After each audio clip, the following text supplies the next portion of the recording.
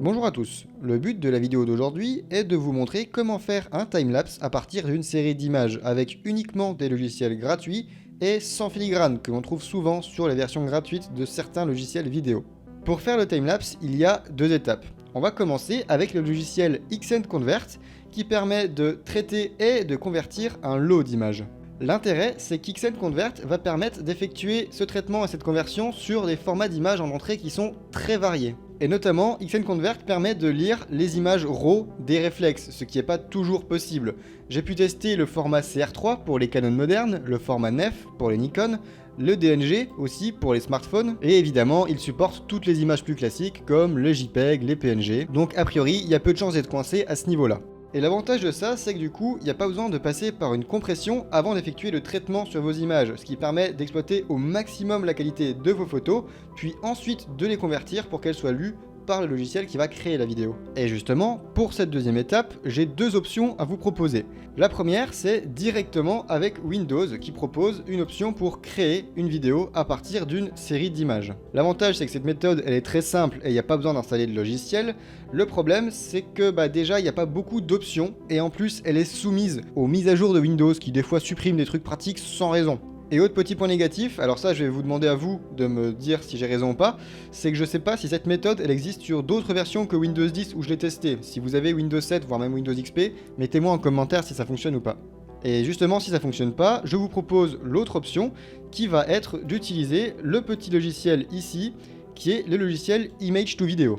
Et ce qu'il va faire, c'est très simple, il fait rien de plus que prendre une suite d'images pour en faire une vidéo. Mais il y a des options supplémentaires que sur le logiciel de Windows qu'on verra.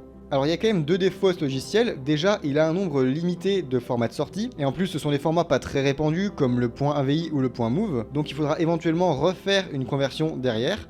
Et le deuxième petit souci, c'est qu'il n'a pas vraiment de site officiel. Il se télécharge uniquement sur ce genre de site où malheureusement on trouve parfois des virus. Bon ici c'est pas le cas, mais si vous voulez être sûr de ne pas prendre de risques et ne pas télécharger sur ce genre de site, je vous renvoie à la première méthode. Et pour les utilisateurs de Mac, je vous propose d'utiliser le logiciel iMovie, mais je vous laisse un lien en description pour vous montrer comment l'utiliser parce que j'ai pas pu le tester comme j'ai pas de Mac. Bon, voilà pour l'introduction. On se lance. Et du coup, on va commencer avec XNConvert. La première chose à faire, ça va être de sélectionner vos images et de les glisser déposer dans XNConvert, dans l'onglet Source. Là, il va charger vos images et ce que je vous conseille de faire, c'est de les trier par date de modification. Comme ça, vous êtes sûr que même si les fichiers ne sont pas dans l'ordre, comme c'est le cas ici, ils vont être triés dans le bon ordre par rapport à leur date de prise de vue. Ensuite, vous pouvez passer dans l'onglet Action. Et c'est ici qu'on va effectuer tous les traitements qu'on veut sur l'image. Alors première chose, ici, je ne veux pas effectuer de traitement sur la première image parce qu'on ne voit pas la Voie lactée qui est ce qui m'intéresse. Donc je vais avancer un petit peu jusqu'à ce qu'on voit la Voie lactée. Une fois que vous avez ici une image qui s'affiche et qui vous semble bien pour effectuer le traitement, vous allez dans Ajouter une action et là vous avez tout un tas d'options qui vont vous permettre de faire des traitements.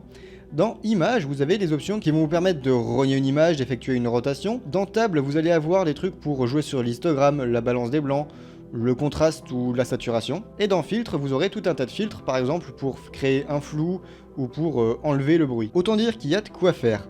Alors moi, ce que je vais faire, c'est que je vais modifier les couleurs, augmenter le contraste en jouant un petit peu sur les courbes et faire une réduction de bruit.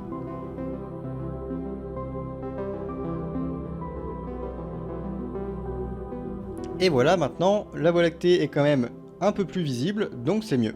Une fois que vous êtes content de votre traitement, vous pouvez aller dans l'onglet Sortie, et c'est là que vous allez pouvoir choisir tous les paramètres de conversion de l'image. Dans Format, vous avez tout un tas de formats différents, mais ce que je vous conseille, c'est d'utiliser le format JPEG, qui a l'avantage d'être utilisable un petit peu partout. Ensuite, le dossier de sortie, vous allez choisir le dossier où vous voulez que vos images de sortie soient enregistrées, donc les images qui seront traitées. Bon, moi je vais les mettre dans Images, je vais me créer un nouveau dossier. Et ici, vous allez pouvoir choisir un nom à votre série d'images, donc on va l'appeler Voie lactée comme le dossier. Ici à droite, si vous cliquez sur la flèche, vous avez des textes automatiques que vous allez pouvoir ajouter en plus du texte que vous avez écrit ici. Par exemple, on va pouvoir mettre la date, si on veut.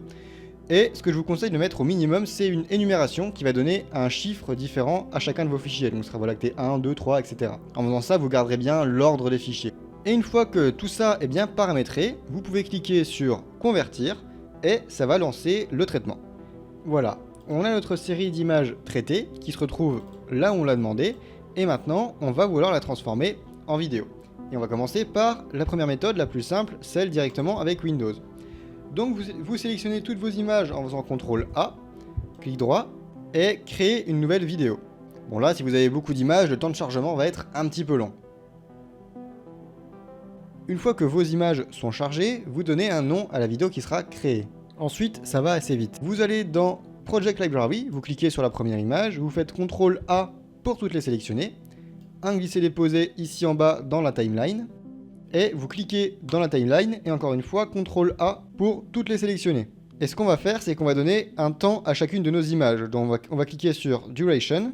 Si on sélectionne 1 seconde, c'est trop long. Si chaque image de la vidéo dure 1 seconde, c'est vraiment pas très fluide. Donc on va entrer ici une valeur à la main, et une bonne valeur c'est par exemple 0,03 secondes parce que ça correspond à 30 images par seconde. Après si vous n'avez pas beaucoup d'images, vous pouvez mettre par exemple 0,2 secondes, ce qui correspond à 5 images par seconde. C'est plus très fluide mais ça reste suffisant. Après moi je dis ça, vous faites vraiment comme vous voulez. C'est juste que même déjà à 10 ou 15 images par seconde, même là la vidéo est plus très fluide, on voit un peu les sauts d'une image à l'autre. Moi ce que je vais faire c'est que je vais mettre 0,07 qui correspond à 15 images par seconde. Et voilà, donc là le logiciel affiche que la vidéo va durer 19 secondes et on peut avoir une prévisualisation de ce que ça va donner. Bon forcément c'est pas très fluide parce qu'il a un peu de mal à charger toutes les images. Ensuite il y a cette option là qui est intéressante, ça peut vous permettre d'enlever les bords en zoomant un petit peu dans la vidéo. Moi je préfère quand même la laisser en plein écran, comme ça m'évite de perdre l'information qu'il y a sur les bords. Et une fois que vous avez bien paramétré ici et que vous avez le bon temps pour chaque image, vous faites Finish Vidéo. Vous sélectionnez 1080p, c'est ce que je vous recommande, et vous faites Export. Vous pouvez mettre votre vidéo où vous voulez. Et voilà pour la première méthode. On a bien une vidéo qui par contre est pas très fluide. Comme je vous l'ai dit, à 15 images par seconde, c'est un peu limite déjà. Maintenant, on passe au logiciel Image to Video. Donc, dans la première ligne ici, vous allez sélectionner le dossier où il y a vos images. Alors vous pouvez utiliser les 3 petits points ici pour y aller manuellement. Moi ce que je préfère faire c'est un copier-coller directement du chemin d'accès. Je trouve ça plus rapide. Voilà. Ensuite ici vous allez sélectionner l'extension du fichier. Donc ici on voit que notre extension c'est du JPEG. Ça va permettre au logiciel de filtrer tout ce qu'il y a dans le dossier et de garder uniquement les images et d'éviter les vidéos par exemple. Ici Short Image By c'est pour trier les images par, et vous mettez Creation Time pour trier les images par date de création, qui reste en général le plus simple. Les 3 machins là, vous y touchez pas. Ça, je vous déconseille de le cocher, comme ça vous évite de perdre toutes vos images. Ici, alors je vous conseille de laisser le dossier par défaut, mais si vous en sélectionnez un, faites en sorte qu'il n'y ait rien dedans, parce qu'à la fin, tout sera supprimé. Et là, c'est le fichier de destination de votre vidéo. Donc là, pareil, vous le mettez où vous voulez. Donc moi, je vais le mettre dans vidéo, ce qui paraît logique. Et vous lui donnez un nom. L'extension sera choisie automatiquement par le logiciel. Là, vous voyez, il a rajouté AVI. Ensuite, dans Video Options, vous avez quelques options supplémentaires. Vous pouvez par exemple choisir la résolution. Si vous voulez cropper la vidéo, par exemple pour enlever les bords noirs, ça vous pouvez le faire aussi. Vous pouvez effectuer les rotations un peu comme vous voulez.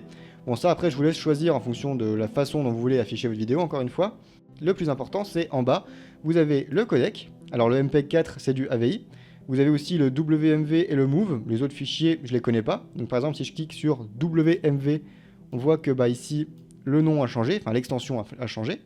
Et si vous voulez d'autres formats, par exemple du MP4 que le logiciel ne propose pas, vous vous mettez en MP4, donc en AVI, et ensuite vous utiliserez VLC pour convertir la vidéo MP4 au format MP4. Je vais pas faire ça ici sinon le tuto va être trop long, mais je vous mets en description une vidéo pour vous montrer comment le faire. Vous allez voir, c'est pas très compliqué. Et pour le reste, vous pouvez choisir ici le nombre d'images par seconde. Donc là ce que je vais faire c'est que je vais mettre 30 images par seconde parce que j'ai vu avec la première méthode qu'à 15 c'était pas suffisant. Et voilà, une fois que vous avez tout paramétré correctement ici, vous revenez dans Main Setup et vous faites Convert Image to Video.